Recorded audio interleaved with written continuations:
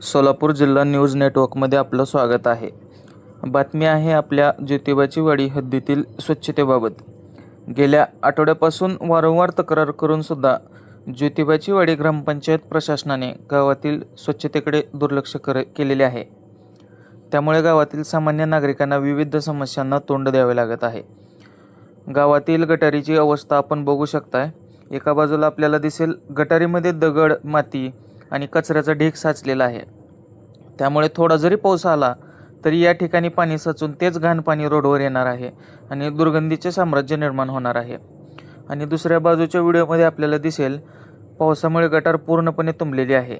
अशा प्रकारे जर गटारी तुंबत राहिल्या तर गावात साथीच्या आजाराचे साम्राज्य निर्माण होईल. त्यामुळे लहान मुलांचे आणि वृद्ध माणसांचे आरोग्य धोक्यात येईल. सदरचा व्हिडिओ हा आपल्या ग्रामपंचायत हद्दीतील जिल्हा परिषद शाळेच्या समोरचा असल्यामुळे त्या ठिकाणी लहान मुले जाताना चुकून जर जीवितहानी झाली तर त्याच जबाबदार कोण असा तरुण वर्गातून प्रश्न विचारला जात आहे. याबाबत आम्ही ग्रामसेवक यांच्याशी चर्चा केली असता ग्रामसेवक साहेब करू माणसं नाहीत, मी आल्यावर बघतो असे गेल्या 10 दिवसापासून उडवाउडवीची उत्तरे देत आहेत. म्हणजेच ग्रामपंचायत प्रशासन या गोष्टीकडे दुर्लक्ष करत आहे.